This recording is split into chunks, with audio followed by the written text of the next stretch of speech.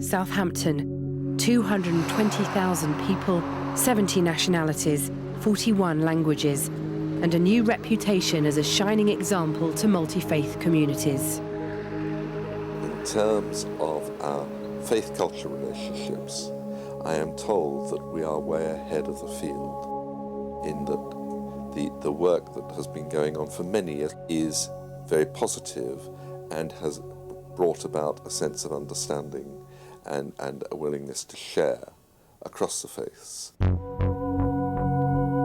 This series looks at the 6 major religions in the city, and Hinduism is one of those faiths. Hinduism is one of those religions which teaches you to be a proper human being. Of course, you worship the god and goddesses, but basically it teaches you to respect all the people in the world, regardless to their color and creed. It teaches you to be respectful to your elders. It teaches you to be helpful to the needy. It basically teaches you the value of life.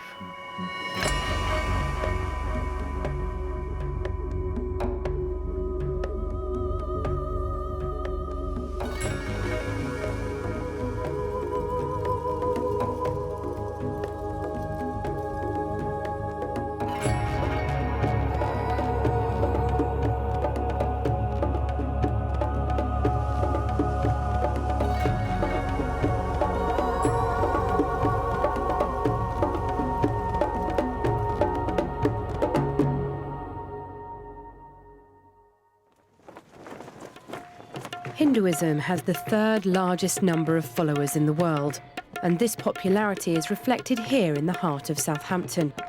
Hindus from the city have worked hard to provide their devotees with the UK's first ever purpose-built Hindu place of worship, the Vedic Temple. The Hindu temple in Southampton is 20 years old now. The 20 years have gone quite quickly as well. But when you look at the pains and the labor that people have put in, you will then appreciate how much devotion the people had in Southampton. Some of the people put their houses on a second mortgage to raise funds for this temple. There are 2,000 Hindus in Southampton. The faith they follow is over 5,000 years old. It developed from the religious practices of those who lived near the river Indus in modern-day Pakistan. But unlike many other religions, it has no founder and no date of origin. Hindus worship one God, who is presented in the form of many idols or deities. They believe God is in everything, everywhere. In the light, there will be God. In your heart, there will be God. In camera, there will be God. In the tree, there will be God. In the room, there will be God. And without God, I can't move my hand. Without God, I can't walk. I can't talk with you. Hindus follow their own ancient holy scriptures called the Vedas. They are believed to be the complete body of universal knowledge. They describe all the essence of how to live, how to work, how to study, how to lead a moral life. The Vedas also teach loads of other things about different sciences and medicines as well.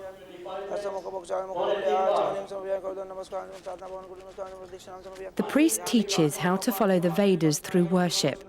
He also carries out specific rituals during Hindu ceremonies held in the temple. And to the Hindu community, the temple is the home of God. He is the generator, he is the organizer, and he is the destroyer. Now, if you take first initial of each of these words that I said, generator is G, organizer is O, destroyer is D, put them together and gives you the word God. Hindus believe in reincarnation for themselves and their God. They worship idols or deities. Each one is believed to be a different incarnation of their universal God. And why we have so many different gods is just to prove really that the God was born years after years after years in different form and shape in a different part of the world, and with just one purpose, is to teach the humanity how to grow up and how to live. So all these different gods that you see here, we believe they are incarnation of the original God. In the temple, there are shrines which display the idols or deities. They are known as Brahma, the creator, Shiva, the destroyer, Vishnu, the preserver, Ganesh, the elephant-headed god and lord of all beings. The only goddess, Durga, also known as Umba, represents motherhood. Lord Rama, who is thought of as a hero in battle. Hanuman, the monkey god, who represents dedication, devotion and strength. And the centre shrine is dedicated to Radha. And Krishna, who is thought of as the embodiment of love and joy. Some idols have many heads or limbs, while others appear in animal form. The generic view of why there are many arms is because it is a representation of the amount of power that they have. It is not just that they are just superhumans and that they have mutated themselves into supreme beings. It is to signify that they have other aspects within themselves which they can bear to fruition or wield to destroy whatever comes in front of them. As in other religions, offering food to God is an important part of the faith. Worshippers place fruit, milk and prepared dishes before the deities. You start off with sweets and various other food items, but honestly speaking, it is your own good deeds which you are offering to God. It should be your love which you are offering to God. It should be the truth and the right conduct which you should be offering to the God. Hindus believe that religious festivals are the bloodstream of life. Diwali, the 5-day festival of lights, stands out as the most popular. Hindus are remembering Lord Rama, one of the incarnations of God. It is believed that thousands of years ago he was exiled for 14 years. This festival celebrates Lord Rama's return. So for 14 years, the people of Ayodhya who loved Lord Rama did not celebrate anything. They did not even light the candles. They did not eat any sweet dishes. They just managed to survive on the basic necessities. But when Lord Rama comes, that's why you see all the candles being lighted up. It says the light is back in our city. You see everybody eating sweet dishes. The general population of Ayodhya starts celebrating, eating well, dancing well.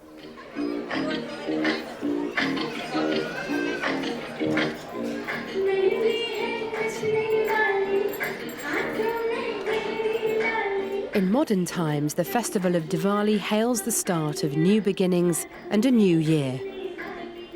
Diwali, you can say, is like a New Year's Eve, followed by the New Year. So there is same thing again, that the gifts are exchanged. It's a bit like Christmas, whereby you visit each other's house, gifts or sweets are exchanged, you sit down, you socialize.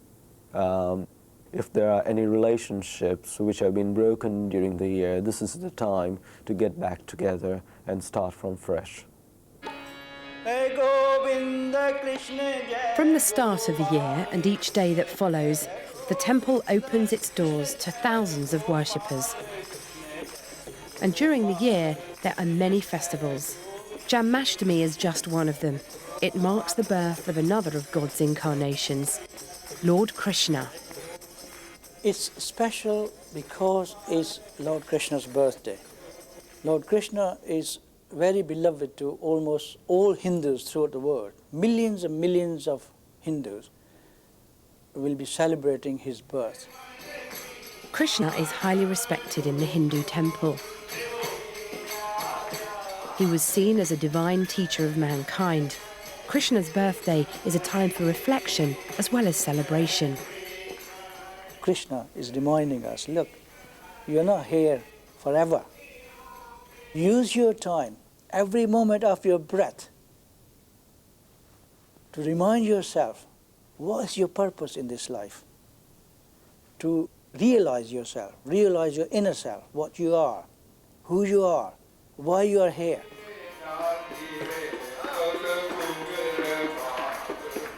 Worshippers show their respect for Lord Krishna with mind and body through prayer, meditation, singing and storytelling through dance.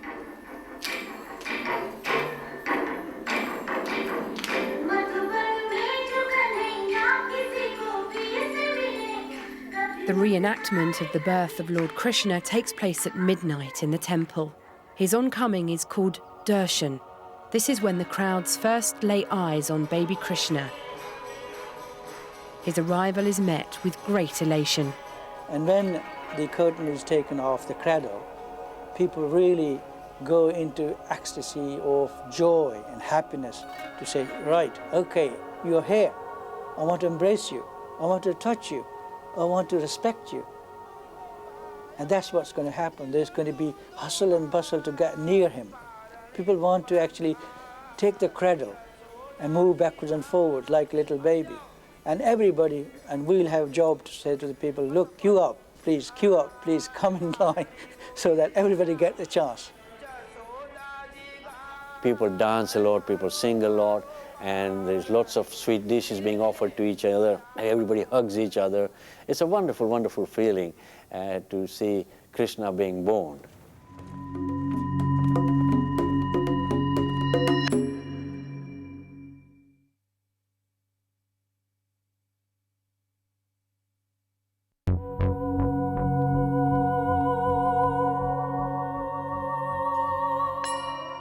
Hinduism has made its own distinctive mark on the city of Southampton.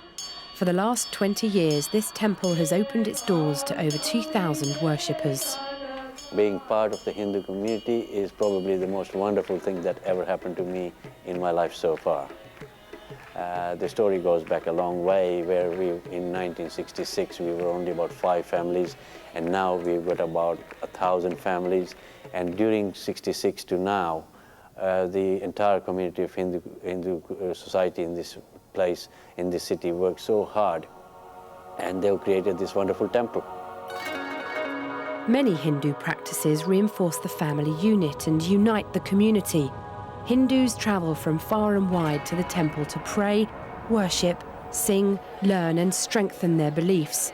But on one particular night of the year, hundreds of devotees come for another reason. During the festival of Navaratri, everyone comes to dance.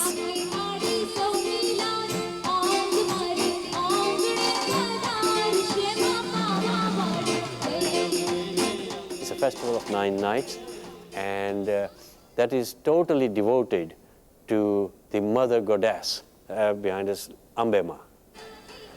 We in Hinduism have lots of gods, but we only have one goddess, and that is Ambe Ma. During the day, she gives us strength to survive. At night time, she keeps us breathing. She's always with you. She gives us energy to sleep.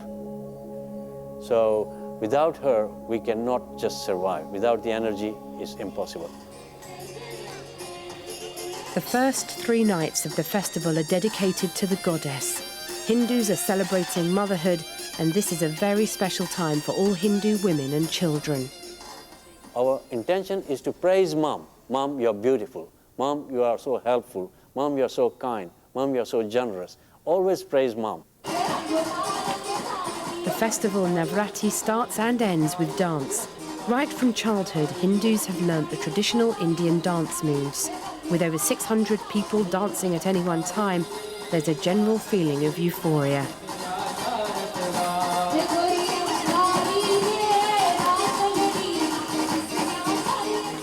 It's a very joyful celebration, and dancing becomes part of any party.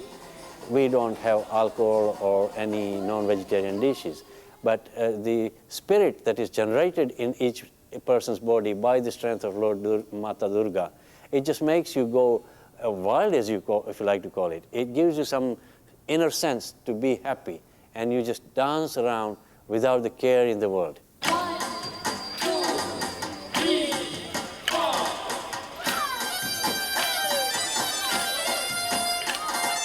Stick dancing is an art itself, but for a Hindu, it just comes naturally. So many little kids were there. Even they were holding these sticks, and they were trying to play with their moms or dads, and that the learning begins from there.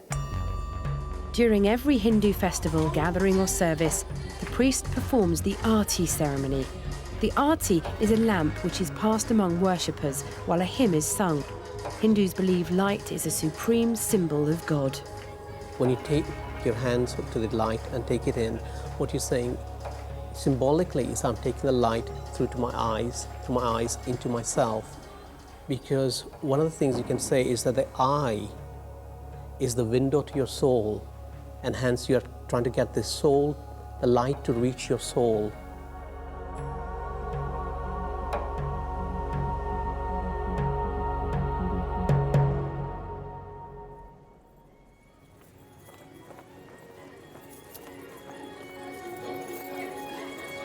As in many other religious festivals, food has an important role, especially at Diwali. Hundreds of worshippers bring food to the temple, making Diwali one of the most colourful festivals in the Hindu calendar. But meat is always strictly off the menu. The Vedas says that all the creatures are divine and you should not kill any creatures to feed your own stomach. Hence, Hindus are vegetarians. The second law is the karma, whereby by killing someone you are inflicting injury and pain, and hence we have to suffer the same injury and pain in our lives, whether it be this life or the next life. At Diwali, 160 items of food have been cooked by members of the Hindu community. There's a vast arrangement of vegetarian dishes, but meat isn't the only thing off the menu. The classic reason for not allowing onions and garlic is because it is said that they tend to represent the tamasic values, which means anger, hatred, jealousy, lust. So hence they are not allowed. One of the other reasons is obviously any food with onions or garlic does smell as well. The Diwali festival is synonymous with long, sumptuous and elaborate feasts. But before the devotees can tuck in, the food is displayed and offered to the deities. What you're doing is effectively symbolizing it to say, oh God, please consecrate the food that we are about to partake, and also the food that we will distribute to the devotees. We'll offer the same food to the god, each of the gods, shut the curtains, allow the gods to eat the food, and while they're eating, we will sing a hymn as well. Hindus all over the city would agree that their faith is strongly centred around the sanctity of family life. The Master family is celebrating the festival of Raksha Bandhan. It's one day of the year which is totally dedicated to brothers and sisters. Today is very special. It is about particularly saying, look, you know, I care about you, I love you as my brother. And, you know, whatever happens, I'm always here for you, whatever differences we might have. You know, it's important that you're part of my life. And that's actually quite emotional for me. And we're two sisters. Although today is devoted to brothers and sisters, it's also a festival which unifies Hindu families everywhere. We're having special food today because it's a special day. So like it's a Raksha Bandhan. It's a bond between brother and sister. Usually all families sit together, even though they are young, like Sonal, she's only 6, but she will always sit with us and we always have dinner together. Raksha means protection, whilst Bandhan is the verb to tie. During the ceremony, sisters tie a red bracelet called a rakhi around their brother's wrist to celebrate their relationship. The red bracelet is basically a method for the sister to say that I'm tying this upon your wrist in the hope that you will come back if you're going somewhere, wherever it may be, whether you're going to, for argument's sake, war, or if you're going to work. Doesn't matter where you're going for that day, you come back and return in safety. The Rakhi bracelet is supposed to offer protection throughout the whole year, and it's a very special moment when the siblings' family witness the ceremonial tying. I was very proud of them. I was very, very proud of them to see them together. I have given them my love, and I have brought them up. I have taught them what they are supposed to know, and I think it's more important to me as well. And if I keep it that way while I'm alive, I think they will give the same way to their family as well. Family is extremely important. At the end of the day, whatever we do as a family, for the family, and that's what takes us forward. We live in a society today where it's very individualistic, me, myself and I, always tends to be. The Hindu faith is primarily is focused on the family, not me, myself and I, but a case of ourselves, all of us, all together and always. And that's what it really is about. Hindu families in the heart of a modern multi-faith city feel it's very important for tomorrow's generation to keep the faith. They've brought us up to be good people, and they've brought us up in the best way that they know, and they've brought us up to understand the Hindu faith and to really believe in it and to understand the importance that it has on our lives. And I mean, it must be hard for them because, you know, we live in a society that's very different to sort of the days of traditional India. I think this temple we have here is a blessing for the future generation of the Hindus. Today's adults are trying as the best to bring the younger generation into the temple in one way or the other, and hoping that the younger generation of today will grow up to respect Hinduism as much as their elders do, and remain Hindus virtually all their lives, and dedicate their life there towards Hinduism.